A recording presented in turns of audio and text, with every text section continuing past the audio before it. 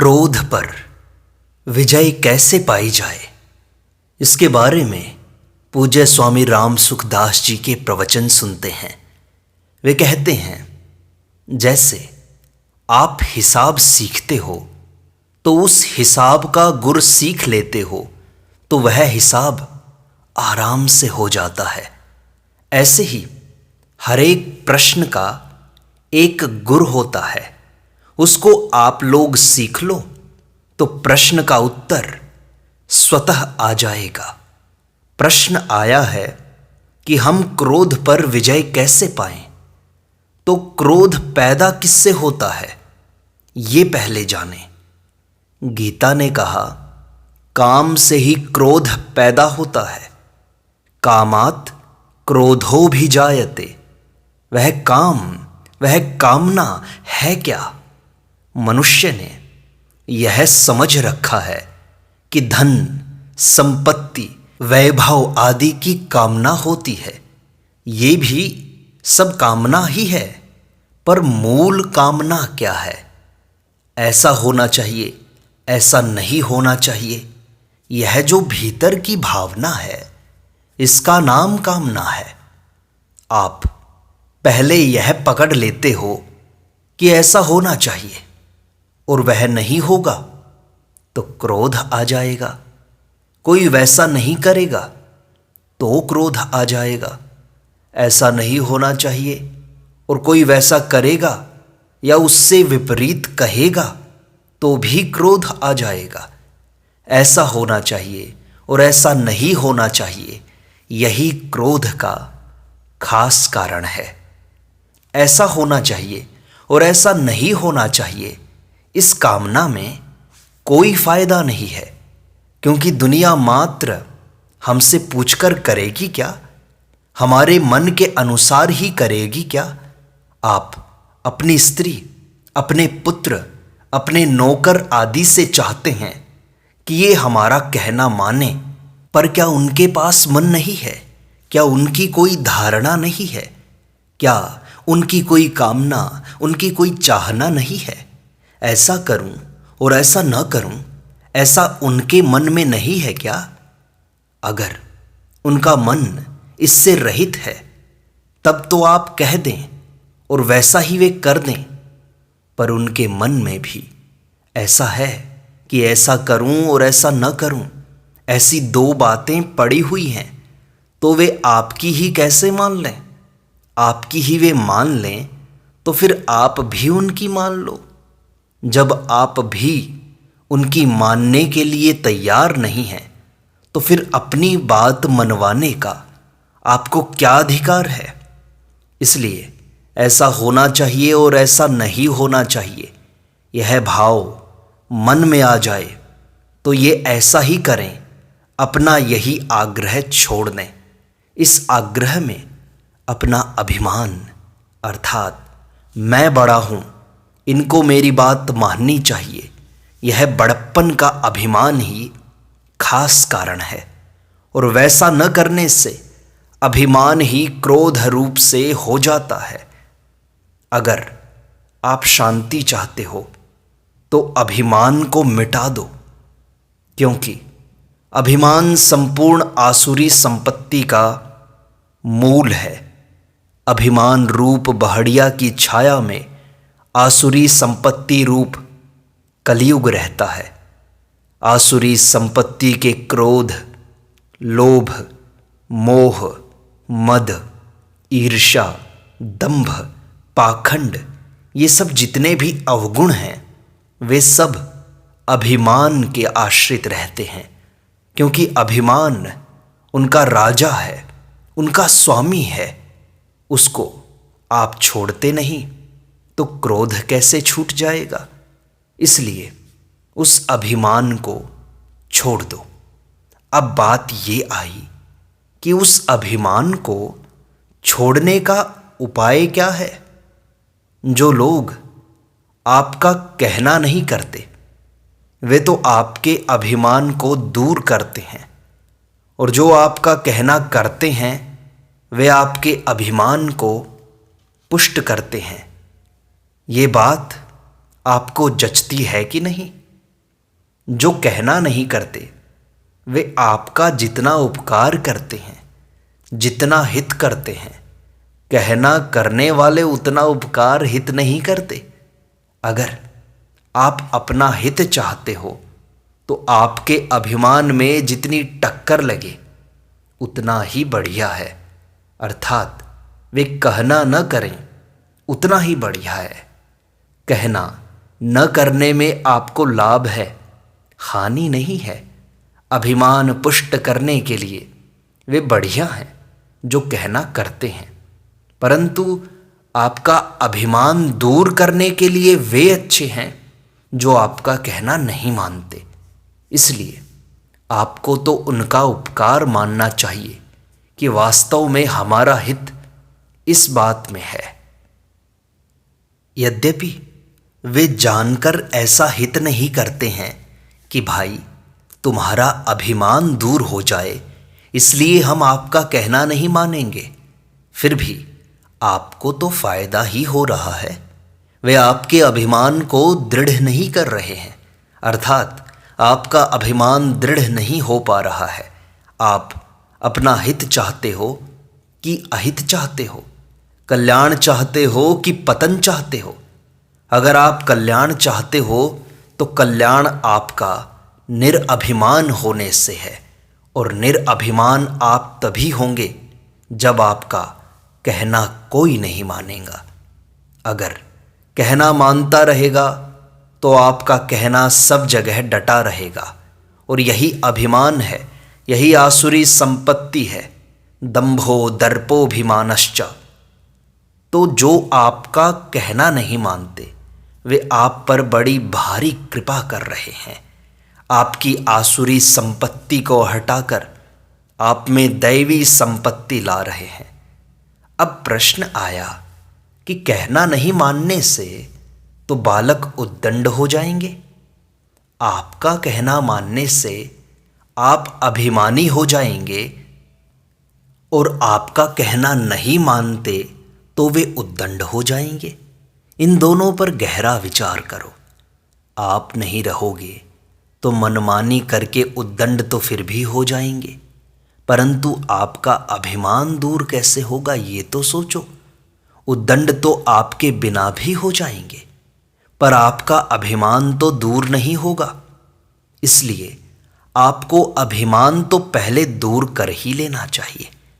दूसरी बात यह है कि आप उन पर रोब नहीं जमाओगे तो आपकी सौम्य अवस्था और निरअभिमान अवस्था का असर उन पर पड़ेगा, जिससे वे उद्दंड नहीं होंगे, ठीक हो जाएंगे। आप कह दो कि भाई ऐसा काम नहीं करना चाहिए, फिर भी वे वैसा ही करें तो आप शांति से चुपचाप रहो, कारण कि वे उद्दंडता करेंगे तो उनको वैसा फल मिलेगा। फल मिलने से उनको चेत होगा, जिससे उनकी उद्दंडता स्वतः मिट जाएगी। उनको चेत होकर जो उद्दंडता मिटेगी वह आपके कहने से नहीं मिटेगी, क्योंकि उनके मन में तो अपनी बात भरी रहेगी और आपकी बात ऊपर से बिल्कुल उतर जाएगी। वह कलई उतर जाएगी तो इससे उद्दंडता कैसे मिटेगी? उसकी उद्दंडता मिटाने का सही उपाय यही है कि आप अपने को अभिमान से दूर रखें, अपना अभिमान बिल्कुल समाप्त कर दें, नष्ट कर दें। मनुष्य को परिवार में रहना है तो परिवार में रहना सीख लेना चाहिए। परिवार में रहने की यह विद्या है कि उनका कहना करो, उनके मन के अनुसार चलो, अपना जो कर्तव्य है उसका तो पालन करो और उनकी प्रसन्नता लो। परिवार में रहना क्या है? आपके कर्तव्य का आप पर दायित्व है। आपका कर्तव्य क्या है? स्त्री माने न माने, पुत्र माने न माने, भाई माने ना माने, माँ बाप माने न माने, भौजाई और भतीजे माने ना माने, आप अपने कर्तव्य का ठीक तरह से पालन करें। वे अपना कर्तव्य पालन करते हैं या नहीं करते, उधर आप देखो ही मत। क्योंकि जब आप उनके कर्तव्य को देखते हो कि ये उद्दंड ना हो जाएं, ऐसे समय में आप अपने कर्तव्य से हट रहे हैं, आप अपने कर्तव्य से गिर रहे हैं, क्योंकि आपको दूसरों का अवगुण देखने के लिए कर्तव्य कहाँ बताया है। शास्त्रों में कहीं भी यह नहीं बताया है कि तुम दूसरों का अवगुण देखा करो, अपितु यह बताया है कि यह संसार गुण दोषमय है। दूसरों में गुण हैं, उनको तो भले ही देखो, पर अवगुण मत देखो। अवगुण देखोगे तो वे अवगुण आप में आ जाएंगे, और अवगुण देखकर उनको उद्दंडता से बचाने के लिए क्रोध करते हो तो क्रोध से आप बच नहीं सकते। इसलिए आप अपना कर्तव्य पालन करो। दूसरों का न कर्तव्य देखना है और न अवगुण देखना है। हाँ, लड़का है तो उसको अच्छी शिक्षा देना आपका कर्तव्य है, उसको अच्छी बात कहो, इतना तो आपका कर्तव्य है। पर वह वैसा ही करे, यह आपका कर्तव्य नहीं है, यह तो उसका कर्तव्य है। उसको कर्तव्य बताना ये आपका कर्तव्य नहीं है। आपका तो सिर्फ इतना ही है कि भाई ऐसा करना ठीक है, ऐसा करना ठीक नहीं है। अगर वह कहे नहीं नहीं बाबूजी ऐसे करेंगे, तो कह दो अच्छा ऐसे कर लो, यह बहुत ही बढ़िया दवाई है।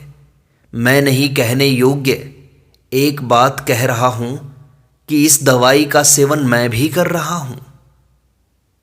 आपको जो दवाई बताई है यह बहुत बढ़िया है, आप कहो ऐसा करो, और अगर वह कहे नहीं हम तो ऐसा ही करेंगे, तो अच्छा ठीक है ऐसा कर लो। अन्याय हो, पाप हो तो उसको अपने स्वीकार नहीं करेंगे। अपने तो शास्त्र के अनुसार बात कह दी और वे नहीं मानते, तो शास्त्र क्या कहता है? क्या उनके साथ लड़ाई करोगे या उन पर रोब जमाओगे? आपका तो केवल कहने का अधिकार है, कर्मण्येवाधिकारस्ते, और वे ऐसा ही मान लें, यह फल है, आपका अधिकार नहीं है। माँ फलेषु कदाचन। आपने अपनी बारी निकाल दी, बस हो गया।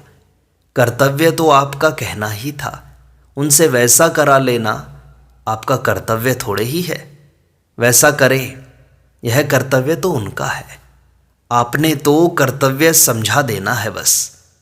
उसने कर्तव्य पालन कर लिया तो आपके कल्याण में कोई बाधा नहीं, और वह नहीं करेगा तो उसका नुकसान है, आपका तो कोई नुकसान नहीं है, क्योंकि आपने तो उसके हित की बात कह दी। और यह बस एक मूल्यवान बात है कि आप बस अपने कर्तव्य पर ध्यान दें, दूसरों के कर्तव्य की ओर आप न देखें, उनमें अवगुण आप न देखें। और हमसे सबसे बड़ी गलती होती क्या है? मूल में ममता हम छोड़ना चाहते नहीं हैं, यहाँ ही गलती होती है। ममता छूटती नहीं, यह बात नहीं है, आप छोड़ना चाहते नहीं। अब छोड़ने की चाहना पैदा कैसे हो, यह खास प्रश्न है। इसमें आप ध्यान देकर सुने और खूब ठंडे हृदय से विचार करें कि जिनके साथ आपकी ममता है, सबसे अधिक शरीर के साथ, इसके बाद परिवार वाले लोगों के साथ, धन संपत्ति आदि के साथ ममता है। ये ममता वाली चीज़ें सदा ही साथ रहेंगी क्या? जैसे आप पहले किसी शरीर में थे तो उस समय वे शरीर कुटुंबी आदि अपने दिखाई देते थे, पर आज उनकी याद भी नहीं है। तो आज जिनमें आप ममता कर रहे हो, ये चीज़ें मरने के बाद याद तक नहीं रहेंगी, क्योंकि ये वस्तुएं तो छूटेंगी ही, वस्तुएं तो छूटेंगी, परंतु उनमें आपका जो राग है, ममता है, यह मरने के बाद भी आपके साथ रहेगा। इसलिए यह ममता सिवाय जन्म मरण दुख देने के कुछ लाभ नहीं देने वाली है। इसलिए यह ममता सिवाय जन्म मरण दुख देने के कुछ लाभ देने वाली नहीं है। पदार्थ छूटेंगे, ममता वाली वस्तुएं छूट जाएंगी, परंतु ममता भीतर बनी रहेगी। आगे चलकर वही ममता आसक्ति और कामना पैदा करके बंधन ही बंधन में डालेगी, इसके सिवाय कुछ नहीं। और इसी से क्रोध भी उत्पन्न होता है। जब छूटने वाली वस्तुओं से ही ममता छोड़नी है तो इसमें जोर क्या आवेगा। जरूर छूटने वाली वस्तुओं की ममता छोड़ने से निहाल हो जाओगे, मुक्त हो जाओगे। ममता रहते हुए मौत आएगी तो भी वस्तुओं से संबंध विच्छेद होगा, और त्याग करने से भी वस्तुओं से संबंध विच्छेद होगा। संबंध विच्छेद तो होना ही होना है, परंतु मौत में पराधीनता है और त्याग में स्वाधीनता। मौत में अशांति है और त्याग में परम शांति। मृत्यु में बाहर से संबंध छूट जाता है, पर भीतर ममता आसक्ति रहने से महान दुख होता है। और त्याग में भीतर से संबंध छूट जाता है तो बाहर से संबंध छूटने पर भी हानि नहीं होती, अपितु महान आनंद होता है। मेरी तो एक ही प्रार्थना है कि आप इन बातों पर दलील दो, सुनो और विचार करो। ममता रखने से हानि ही हानि है, और ममता छूटने से आपको किसी तरह की हानि नहीं होगी, दुख नहीं होगा और सुख में कमी नहीं आएगी। जैसे इस मकान को आप सब भाई अपना नहीं मानते, तो क्या इसमें बैठने का सुख आपको नहीं मिलता है? क्या यहाँ के प्रकाश का सुख हमारे को नहीं मिलता है? यहाँ पंखे चलते हैं, इनसे हमारे को सुख नहीं मिलता है क्या? यहाँ माइक पर बोलते हैं, सुनते हैं, तो इससे हमारे को सुख नहीं मिलता है क्या? तात्पर्य यह हुआ कि अपनापन छूटने पर भी सुख मिलता है, छूटता नहीं है। अपनी ये चीज़ें नहीं हैं और सुख ले रहे हैं, तो सुख लेने पर भी हम निर्लेप रहेंगे। अर्थात यहाँ से चल दें, पंखा टूट जाए, बिजली जल जाए, तो अपने को कोई चिंता नहीं होगी, फर्क नहीं होगा। ममता नहीं है। जिसको ममता होगी उसको चिंता लग जाएगी, खलबली मच जाएगी। खलबली मचाने के और आगे जन्म देने के सिवाय ममता से कोई सा भी फायदा नहीं है, और नुकसान कोई सा भी बाकी नहीं है। यह बनिया बड़ा स्वार्थी जाति होती है। यह नुकसान के तो नज़दीक नहीं आती और लाभ इनको अच्छा लगता है। ममता छोड़ने से नुकसान कुछ नहीं है, और रखने से सभी नुकसान है, फायदा कोई भी नहीं है। क्योंकि पहले ये चीज़ें थी नहीं और आगे ये रहेंगी नहीं। इनमें झूठी ममता कर लेते हैं तो बार बार दुख भोगना पड़ेगा। इस बात को आप समझो, और शंका हो तो अभी पूछो। आप जिसको अपना मानते हो, कुटुंब को, धन को, घर को, शरीर को अपना मानते हो कि ये मेरे हैं, तो क्या ये पहले मेरे थे? क्या फिर अपने रहेंगे? अपने थे नहीं और रहेंगे नहीं। दूसरी बात, आप जिनमें ममता रखते हो उनको बदल सकते हो क्या? ये लड़का मेरा है, तो उसको भी अपनी आज्ञा के अनुसार चला सकते हो क्या? अपने शरीर को भी चाहे जैसा स्वस्थ रख सकते हैं क्या? कम से कम उसको मरने तो दोगे ही नहीं। धन आपके पास है, उसको रख लोगे, है क्या आपके हाथ की बात? शरीर बीमार हो जाएगा, मर भी जाएगा, लड़का भी नहीं मानेगा, धन भी चला जाएगा, ये सब कुछ जाने वाला है। ममता वाली वस्तुओं को रखने की ताकत किसी को हो तो बोलो। तात्पर्य यह हुआ कि यह पहले थी नहीं, आगे रहेगी नहीं, और अभी भी उसके ऊपर आपका आधिपत्य चलता नहीं। उसके परिवर्तन करने में आप समर्थ नहीं, अनुकूल बनाने में समर्थ नहीं, रखने में समर्थ नहीं।